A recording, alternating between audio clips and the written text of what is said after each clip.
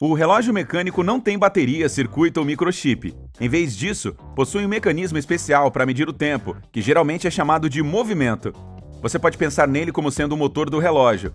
O movimento mecanizado aciona o relógio com a ajuda da energia recebida de uma mola enrolada bem firme. Ei, eu também posso ser bem enrolado. Por meio de um complicado sistema de engrenagens, essa mola libera as porções necessárias de energia.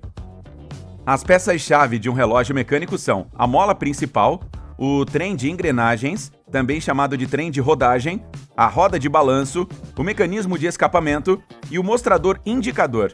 A mola principal armazena a energia mecânica necessária para fazer o relógio funcionar. Você pode pensar nela como o coração do seu relógio ou tanque de gasolina. Ela também parece uma fita de aço espiral. Se você desmontar seu relógio, verá que esta mola fica dentro de um tambor cilíndrico, onde a extremidade externa dela é fixada. Quando ela está toda enrolada, como às vezes eu também fico, o tambor tem que desenrolar. É daí que vem a força para o movimento. Para armazenar energia na mola principal, você precisa dar corda na coroa, que faz parte do mecanismo de corda.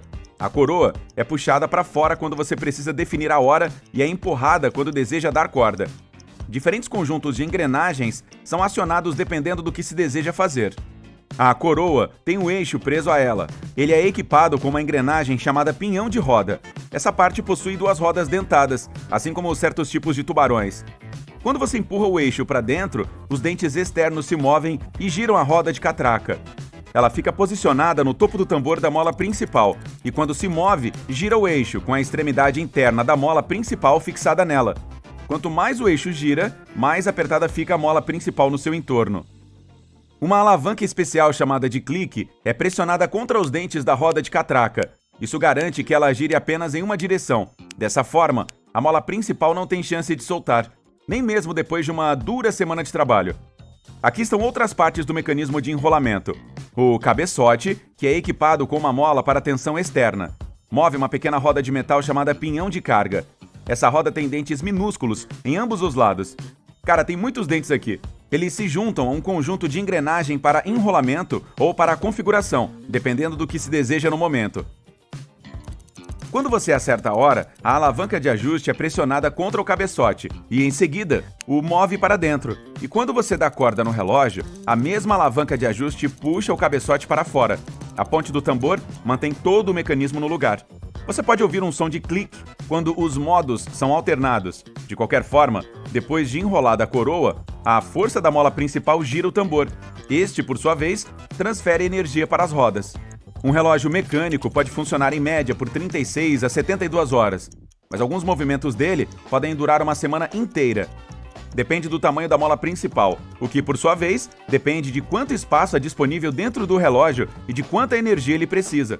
Além disso, se o movimento estiver gasto ou sujo, a energia pode não ir livremente da mola principal para o escapamento.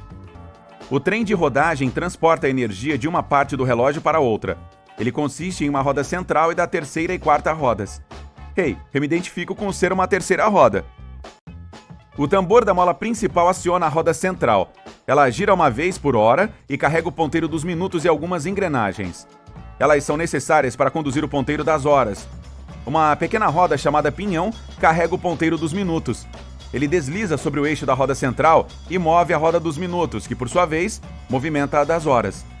Essa dá uma volta completa a cada 12 horas.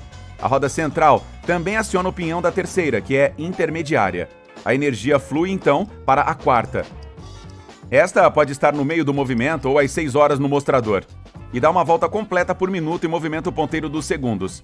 O eixo de cada roda fica em um rolamento feito de uma joia sintética. Isso permite que todo o sistema funcione com quase nenhum atrito, o que ajuda os relógios a durarem décadas. Essas joias costumavam ser granada, quartzo ou até mesmo vidro, e apenas os mecanismos mais caros tinham rubis ou safiras. Mas atualmente, os fabricantes de relógios fazem cristais artificiais de safira e rubi, que se tornaram baratos o suficiente para uso em todos os relógios mecânicos. Para controlar o fluxo de energia e evitar que as rodas girem fora de controle, o relógio mecânico precisa do mecanismo de escapamento. Graças a ele, a energia não escapa de uma vez. Esse mecanismo libera a força da mola principal em porções precisamente sincronizadas. O escapamento consiste na roda do balanço e na âncora de escape. O som de tic-tac que o relógio mecânico produz é, na verdade, a âncora de escape pegando os dentes da roda de balanço. Esta é diferente das outras rodas. Ela é feita de um aço especial ainda mais resistente. Tudo porque sofre um grande número de choques ao atingir a âncora de escape. Uma rotação da roda do balanço é conhecida como batida.